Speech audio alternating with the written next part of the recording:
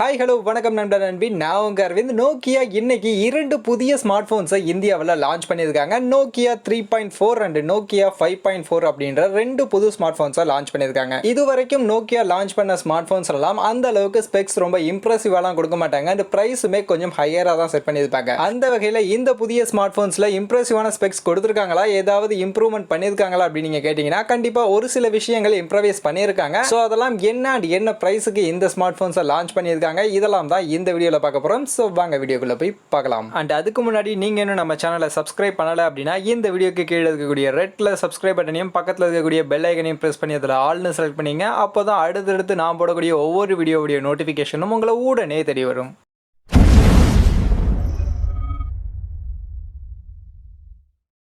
So Nokia என்னதான் நம்ம Indian பிராண்டா இல்லை அப்படின்னாலும் இந்தியன்ஸுடைய மோஸ்ட் ஃபேவரட் பிராண்ட் அப்படின்னே சொல்லலாம். 90s பீரியட்ஸ்லாம் எல்லார் வீட்லையுமே நோக்கியா மொபைல் கண்டிப்பாக இருக்கும். ஸோ அந்த அளவுக்கு இந்தியாவில் ரொம்பவே பாப்புலரான பிராண்ட் தான் நோக்கியா. பட் ஆனால் ரெட்மி, ரியல்மி, போக்கோ மாதிரியான பிராண்ட்ஸ் எல்லாம் இந்தியாவுக்குள்ள வந்ததுக்கு அப்புறமா நோக்கியாவுடைய market full and full down ஆயிடுச்சு அப்படின்னு தான் சொல்லணும். பட் ஆனாலுமே நோக்கியா இப்போ வரைக்கும் அவங்களுடைய ஃபோன்ஸை அப்பப்போ லான்ச் பண்ணிக்கிட்டு தான் இருக்காங்க. அண்ட் இப்போ ரீசெண்டாக அவங்க லான்ச் பண்ணக்கூடிய ஸ்மார்ட் ஃபோன்ஸ் எல்லாம் பார்க்கும்போது ஒவ்வொரு ஸ்மார்ட் ஃபோன் லான்ச் அப்பையும் கொஞ்சம் கொஞ்சமாக இம்ப்ரூவைஸ் பண்ணி ரெட்மி, ரியல்மி பிராண்ட்ஸுக்கு காம்பீட் பண்ற அளவுக்கு வந்துகிட்டு இருக்காங்க அப்படின்னு தான் சொல்லணும். அந்த வகையில இப்போ இவங்க லான்ச் பண்ணிருக்கக்கூடிய இந்த ரெண்டு ஸ்மார்ட் போன்ஸ்ல இவங்க கொடுத்திருக்கக்கூடிய ஃபீச்சர்ஸ் எல்லாம் என்ன அப்படின்றத இப்போ ஒன் பை ஒன்னா பார்ப்போம். ஸோ ஃபர்ஸ்ட் இப்போ நோக்கியா 5.4 உடைய ஸ்பெக்ஸ் எல்லாம் என்ன அப்படின்றத இப்போ பார்ப்போம். ஸோ இந்த நோக்கியா 5.4ல கொடுத்துருக்கக்கூடிய டிஸ்பிளேன்னு பார்க்கும்போது 6.39 இன்ச்சஸ்க்கான HD பிளஸ் டிஸ்பிளே கொடுத்துருக்காங்க. 19.5:9 ஆஸ்பெக்ட் ரேஷியோல 400 நைட்ஸ்க்கான மேக்ஸிமம் பிக் பிரைட்னஸோட இந்த டிஸ்பிளே அவங்க கொடுக்குறாங்க. அண்ட் அதோட ஃப்ரண்ட் சைட் கேமரான்னு பார்க்கும்போது 16 மெகா பிக்சலுக்கான செல்ஃபி கேமரா கொடுத்துருக்காங்க. And back side quad camera setup கொடுத்துருக்காங்க. 48 mega pixel plus 5 mega pixel plus 2 mega pixel plus 2 mega pixel அப்படின்ற குவாட் கேமரா செட்டப் கொடுத்திருக்காங்க. சோ கேமராவுல நோக்கியாவுடைய இதுக்கு முன்னாடி ஸ்மார்ட் போனான நோக்கியா 5.3ல இருந்து கொஞ்சம் இம்ப்ரூவைசேஷன் பண்ணியிருக்காங்க. அந்த வகையில ஃப்ரண்ட் சைடு இந்த வாட்டி 16 மெகா பிக்சலுக்கான கேமரா கொடுத்திருக்காங்க. அந்த கேமராவுமே நமக்கு இங்க பஞ்சுவல் டிசைன்ல கொடுத்திருக்காங்க. இதுக்கு முன்னாடி எல்லாம் வாட்டர் டிராப் ஸ்டைல் நாட்ச்ல கொடுத்திருந்தாங்க. பட் ஆனா இந்த வாட்டி பஞ்சுவல் டிசைன்ல கொடுத்திருக்காங்க. கொஞ்சம் ஸ்டைலிஷா அட்ராக்டிவா இந்த கேமரா இருக்கு. அண்ட் அதே மாதிரி பேக் சைடுமே இப்போ இருக்கக்கூடிய பாப்புலர் பிராண்ட்ஸ் கொடுக்கக்கூடிய அதே 48 மெகா பிக்சலுக்கான கேமரா பிரைமரி கேமராவா கொடுத்திருக்காங்க.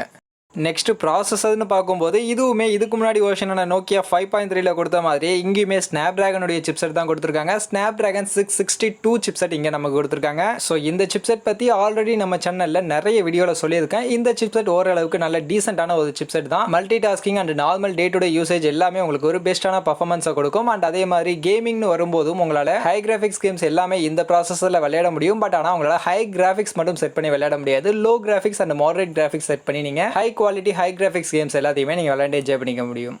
நெக்ஸ்ட் பேட்டரி கெப்பாசிட்டின்னு வரும்போது 4000 mAhக்கான பேட்டரி கெப்பாசிட்டி கொடுத்துருக்காங்க. வித் 10 வாட்ஸ்க்கான ஃபாஸ்ட் சார்ஜர் சப்போர்ட்டோட இந்த பேட்டரி கெப்பாசிட்டியை நம்ம கொடுக்குறாங்க. And finger print sensor back side கொடுத்துருக்காங்க. கூகுள் அசிஸ்டன்ஸ்க்காக ஒரு செப்பரேட் பட்டனும் கொடுத்துருக்காங்க. அண்ட் ஓஎஸ் பொறுத்த வரைக்கும் Android 10 OSல தான் இந்த ஸ்மார்ட் ஃபோன் ரன் ஆகுது. அண்ட் இந்த ஸ்மார்ட் ஃபோனுடைய பிரைஸ் அண்ட் ரேம் வேரியன்ட் என்ன அப்படின்னு நீங்கள் பார்த்தீங்கன்னா 4GB + 64GB அப்படின்ற பேஸ் வேரியன்ட் 13,999 அப்படின்ற பிரைஸ் செக்மெண்ட்டுக்கும் 6GB + 64GB அப்படின்ற இன்னொரு வேரியன்ட் 15,499 அப்படின்ற பிரைஸ் செக்மெண்ட்டுக்கு லான்ச் பண்ணிருக்காங்க. சோ ஓவரால் இந்த நோக்கியா 5.4 பார்க்கும்போது இதுக்கு முன்னாடி இவங்க லான்ச் பண்ண நோக்கியா மொபைல்ஸ்ல இருந்து ஒரு சில சின்ன அப்கிரேடேஷன்ஸ்லாம் பண்ணிருக்காங்க. கேமராவிலலாம் கூட ஒரு சில இம்ப்ரவைசேஷன் பண்ணிருக்காங்க. பட் இருந்தாலுமே இன்னுமே இவங்க டிஸ்பிளே பேட்டரி கெப்பாசிட்டியில இன்னும் கான்சன்ட்ரேட் பண்ணி டிஸ்பிளேல ஓரளவுக்கு ஒரு full HD plus display and battery கெப்பாசிட்டியில ஒரு 5000 mAhக்கான பேட்டரி கெப்பாசிட்டி மாதிரி எல்லாம் கொடுத்தாங்க அப்படின்னா இப்போ இருக்கக்கூடிய ஸ்மார்ட் போன்ஸோட கொஞ்சம் காம்பீட் பண்ணலாம். பட் ஆனா இவங்க அந்த அளவுக்கு இங்க நமக்கு ஸ்பெக்ஸ் கொடுக்கல. பேட்டரி கெப்பாசிட்டி எல்லாம் ரொம்பவே கம்மியா 4000 mAh தான் கொடுத்திருக்காங்க. சோ இதெல்லாம் கொஞ்சம் இம்ப்ரூவைஸ் பண்ணி நெக்ஸ்ட் ஸ்மார்ட் போன்ல லான்ச் பண்ணாங்க அப்படின்னா கண்டிப்பா நோக்கியாக்கு ஒரு கம்பேக் ஸ்மார்ட் போனா இருக்கலாம். அண்ட் இந்த ஸ்மார்ட் போன்ல இன்னும் பிரைஸை கூட கம்மி பண்ணிருக்கலாம். 14,000 அப்படின்ற பிரைஸ் செக்மெண்ட் இந்த ஸ்மார்ட் போனுக்கு கொஞ்சம் ஹையரா தான் இருக்கு. சோ அதனால பிரைஸையுமே இன்னும் கொஞ்சம் கம்மி பண்ணி லான்ச் பண்ணாங்க அப்படின்னா பெட்டரா இருக்கும்.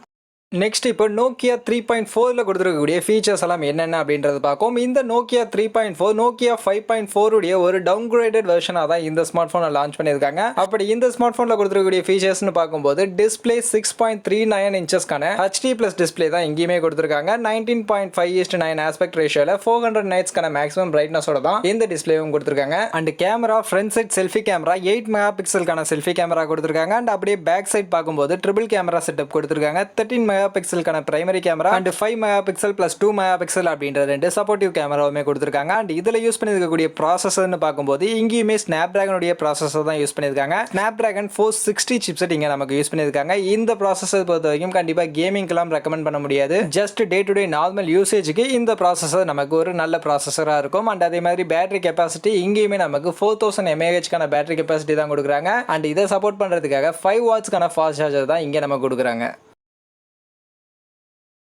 இதுவுமே Android 10 OSல தான் நமக்கு ரன் ஆகுது. அண்ட் இந்த ஸ்மார்ட் ஃபோனுடைய பிரைஸ் அண்ட் ரேம் வேரியன்ட்னு பார்க்கும்போது 4GB + 64GB அப்படின்ற வேரியன்ட் 11,999 அப்படின்ற பிரைஸ் செக்மெண்ட்டுக்கு லான்ச் பண்ணியிருக்காங்க. ஸோ ஓவரால் இந்த ஸ்மார்ட் ஃபோனை பார்க்கும்போது இந்த பிரைஸ் செக்மெண்ட்டுக்கு கண்டிப்பாக அந்த அளவுக்கு பெரிய லெவலில் இம்ப்ரெசிவான ஸ்பெக்ஸ் எதுவுமே நமக்கு கொடுக்கல. பேட்டரி கெப்பாசிட்டியில இருந்து கேமரா, டிஸ்பிளே, ப்ராசஸர்னு அந்த அளவுக்கு ஒன்றும் இம்ப்ரெசிவான ஸ்பெக்ஸ் இதில் நமக்கு கொடுக்கல. ஜஸ்ட் நோக்கியா கிட்ட இருந்து இன்னொரு ஸ்மார்ட் ஃபோன் லான்ச் பண்ணணும் அப்படின்றதுக்காக லான்ச் பண்ண மாதிரி தான் இருக்கு. ஸோ இப்போ நீங்கள் என்ன நினைக்கிறீங்க நோக்கியாவுடைய இந்த 2 புது ஸ்மார்ட் ஃபோன்ஸை பற்றி, இந்த ஸ்மார்ட் ஃபோனில் கொடுத்துருக்கக்கூடிய இந்த ஃபீச்சர்ஸ் அண்ட் ப்ரைஸ் எல்லாம் பற்றி நீங்கள் என்ன நினைக்கிறீங்க அப்படின்றத கமெண்ட் செக்ஷனில் வந்து மென்ஷன் பண்ணுங்கள். அண்ட் அதே மாதிரி இந்த வீடியோ கண்டிப்பாக உங்கள் எல்லாருக்குமே பிடிச்சிருக்கும் அப்படின்னு நம்புறேன். அப்படி நான் எக்ஸ்பிளைன் பண்ணது உங்களுக்கு பிடிச்சிருக்கு அப்படின்னு பட்சத்தில் இந்த வீடியோவை லைக் பண்ணுங்கள், உங்கள் ஃப்ரெண்ட்ஸுக்கும் ஷேர் பண்ணுங்கள். நம்ம சேனலை சப்ஸ்கிரைப் பண்ணல அப்படின்னா மறக்காமல் சப்ஸ்கிரைப் பண்ணிடுங்க. மீண்டும் ஒரு நல்ல வீடியோவில் உங்கள் எல்லாரையும் சந்திக்கிறேன். அது வரைக்கும் see you.